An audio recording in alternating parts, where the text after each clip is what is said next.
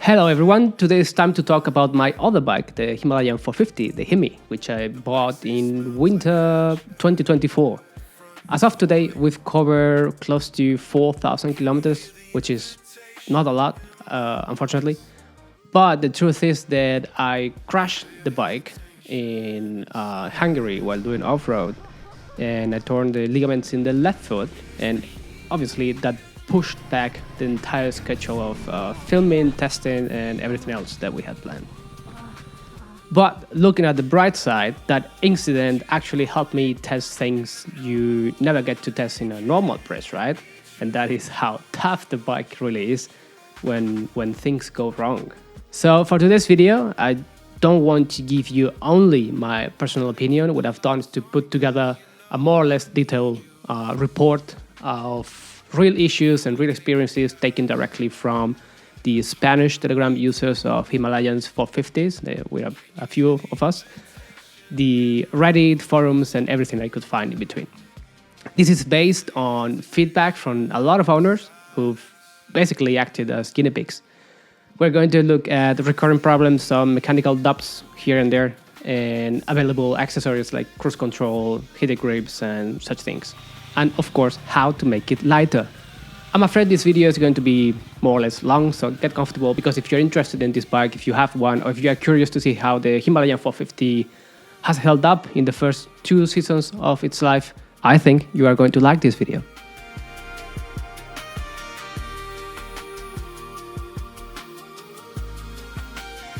Let's start with electronics. If you own one, if you're thinking to get one, you need to keep an eye on the front indicators, the blinkers. I don't know how to call it in English.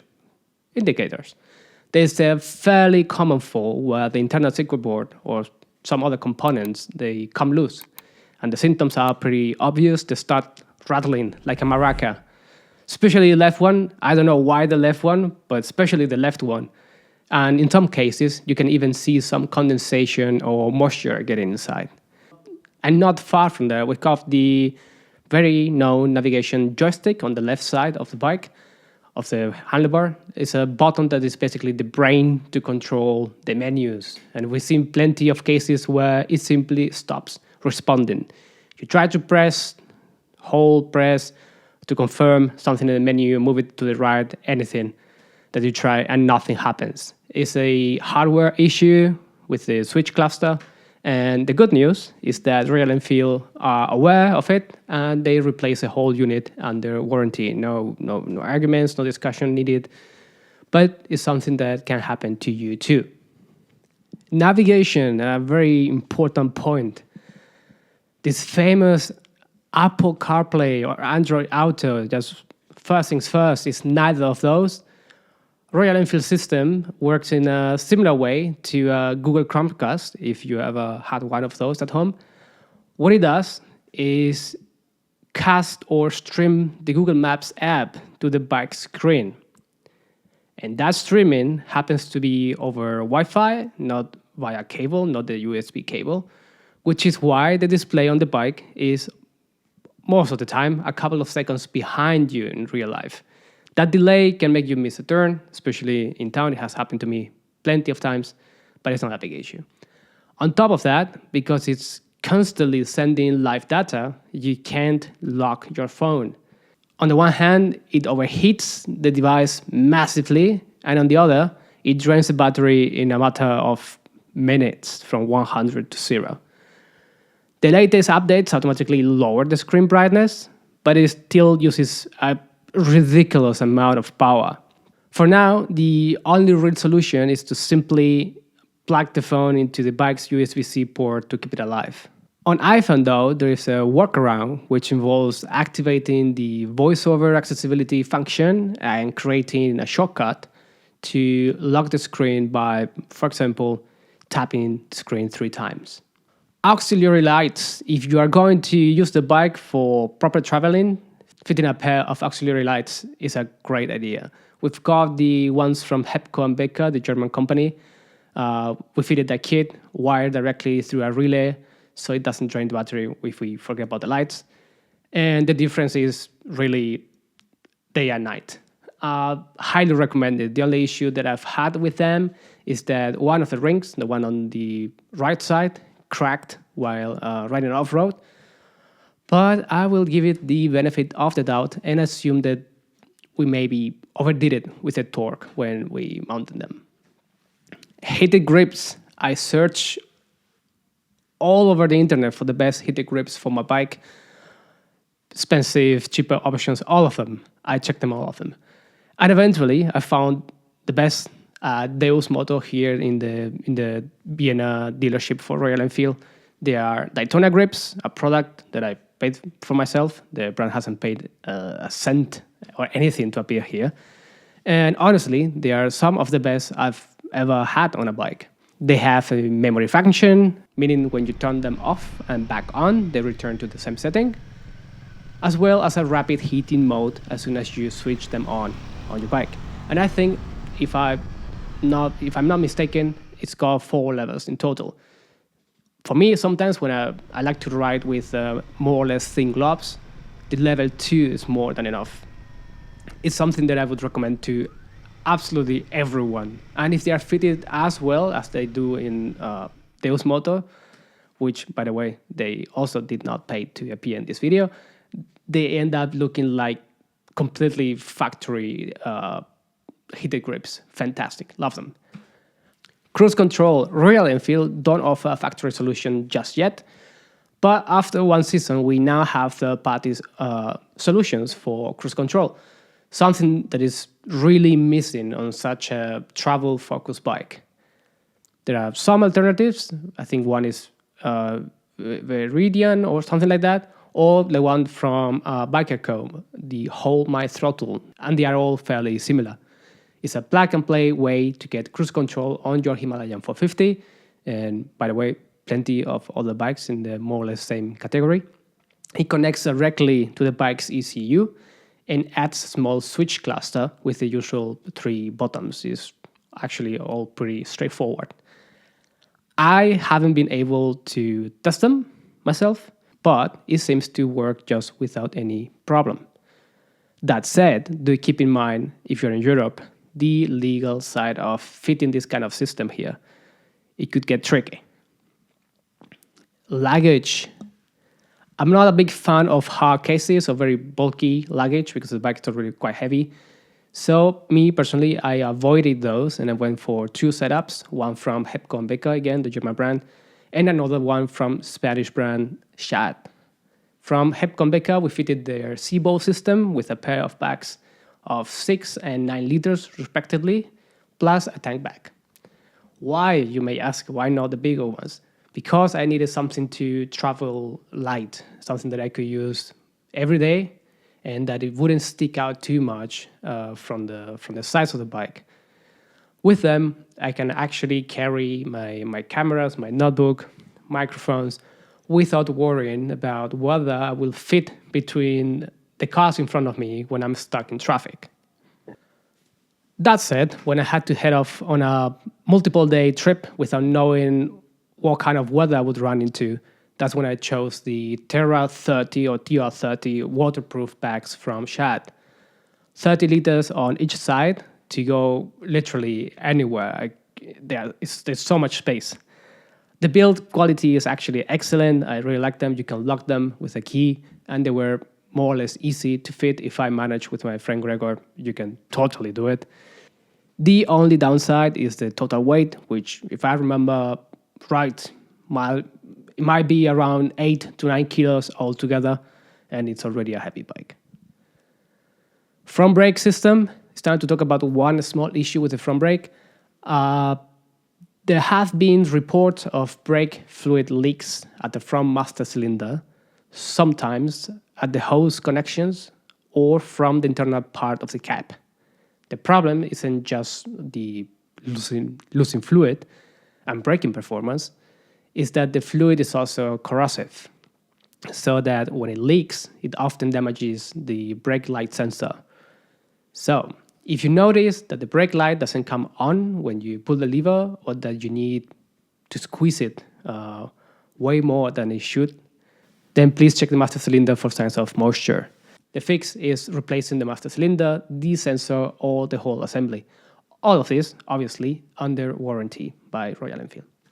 Let's move on onto the chassis and what I learned from my crash. There is a recurring topic about the handlebar misalignment, let's call it. The Himalayan 450 mounts a bar risers on rubber silent blocks designed to filter vibrations. Quite common, actually. They do their job well on the road, but they have a side effect. After a minor drop, even in not moving, a standstill, or just with a sharp impact, the handlebars end up crooked. And it's scary because you think you've bent the steering or something more serious, but usually that's not the case. What's happened is that the silent blocks have simply moved, shifted. The emergency fix is usually to just force the bars against full lock and give them a sharp knock to bring them back into place. Or once you are back home, loosen and retighten the risers so everything lines up again. Some users, as far as I know, to avoid the chewing gum feeling, are swapping the original rubber bushes for nylon ones or something stiffer.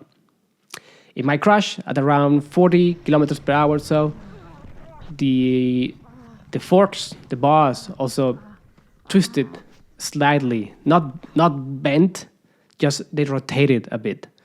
And the guys at Deus Moto, again, they sorted it out in no time. It wasn't a big deal. Let's talk about tires. The bike comes as standard with CEAT tires.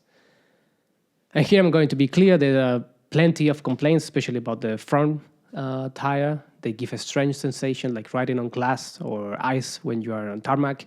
And many riders report bouncing from the front end at certain higher speeds. Personally, I can't complain. I don't think they are terrible. They do their job. But obviously, there are far better options on the market. Also in mud, and if you bought this bike, you're probably going to ride on mud. They behave like you would expect from a road-oriented tire. They do not have any grip. My recommendation, and that of the user group in Telegram, the Spanish guys, is that if you don't feel confident, just change them. Fitting the Mitas E07, Conti TKC70, Dunlop Trademarks, or as I did, the Heidenau K60, completely transforms the bike's behavior. And even though the Heidenau, for example, are much more off-road focused tires, I actually honestly did not miss the CEATs on the road at all. Engine and maintenance, let's get into the heart of the bike, the engine, the Sherpa engine. The only real question mark is, so far, the 10,000 kilometer service, at least with the users I am in contact with. The manual says valve inspection and adjustment, but at least in Spain, every official dealer seems to be doing something different. Some users are paying bills of more than 300 euros. Prices may vary depending on where you are, obviously, because the engine is open up to do the valve clearance and adjust. While other dealers, they tell you if it doesn't sound bad, if there's no reason to open it, and they just charge for a basic service. So careful with that. But overall, good news, everyone. Yes, I see. Good news, everyone! Nobody has had problems with a Sherpa engine. Let's talk about design and ergonomics, the things you notice day to day when you use it. The central stand could be way better designed. It takes more effort than it should to lift the bike and put it on the central stand. It's not as heavy as other adventure bikes, and it still takes a lot of effort. The side stand does the opposite. It leans the bike over way too much, giving you the feeling that it's about to fall. And also makes it, in some cases, harder to bring the bike upright when you get on the bike. And heaven helps you if you park on the slope on the wrong side. The fuel cup, by the way, I was going to say Übrigens in German, has a lip where water under collects, and sometimes it's hard to close unless you really press it down firmly. It just gets dirty. Clean it. On some bikes, you will also notice, like on mine, the fuel cup is not perfectly aligned with the bike. It's not in line, straight, but that's purely cosmetics, not a problem. Also, watch out for original crash bars. They are quite soft, and in minor drops, they bend easily, and they can end up touching and marking the fuel tank, which is a far more expensive part. So careful with that. In my case, I also got Hepco and Baker engine bars, which probably saved the bike from much more worse damage when I crashed. The gear lever, you've seen it mentioned 100 times in reviews because the bike is fairly low and it's very easy for it to hit something when riding off-road. And when it does, it's very soft and it bends with little force very quickly. Mine end up pointing off to the into the distance, to the space as well. But my mates, Gregor and Shaf, Valentin, they bent it back without any drama quite easily. Something that, for example, would have not been possible on a far more expensive motorbike like the GS 1300 because it breaks, it doesn't bend. My recommendation is a very cheap part. I would keep the original and only replace it if it really breaks and continue riding as long as you want. It's a tank. About the seat, my friend and riding buddy Gregor, you've know him from these videos here in the channel, has an incredible amount of miles on the Himalayan 450 from India to Slovenia to North Italy, where we spent some days together, also with Valentin, with Shaf. He found it really comfortable, but my experience is a bit different. The seat slopes slightly forwards, which puts, for my taste, too much pressure on your tailbone. And after a short while, at least in my case, my back just starts to hurt. Something that doesn't happen on bikes that are, in theory, way more uncomfortable. My recommendation is to go for a touring seat or to mount the standard seat in a mix of high and low positions. So the seat sits flatter. So you go high on the front, low on the back. I even think the rally seat, which doesn't require, by the way, buying the full rally kit, could be more comfortable for many riders because it's just flat. And one of the most important points, how do you make it lighter? Well, yeah, it's a heavy bike. It's 200 kilos, 200.5 according to our data. For many people, the bike has no right to be that heavy. It's a 450. And at first, it didn't bother me at all. But slowly, especially once I started to ride off-road, I began to feel more and more uncomfortable with the weight.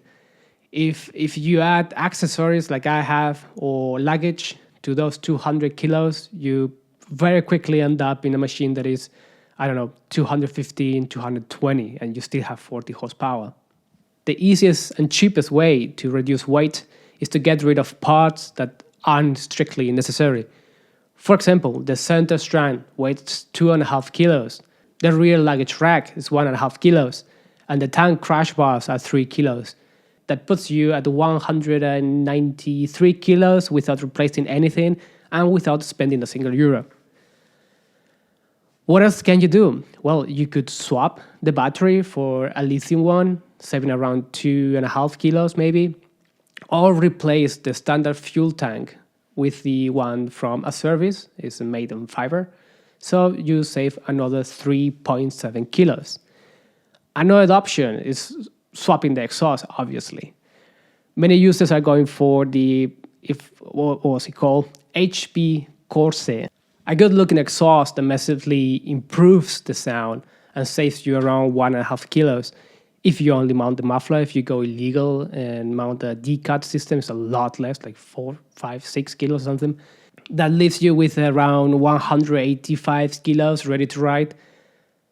The number is still high, but makes a lot more sense for a bike of this capacity. So I think that covers everything I wanted to share with you guys. Himalayan 450, for me, one of the best travel bikes you can buy today, period, with whatever budget.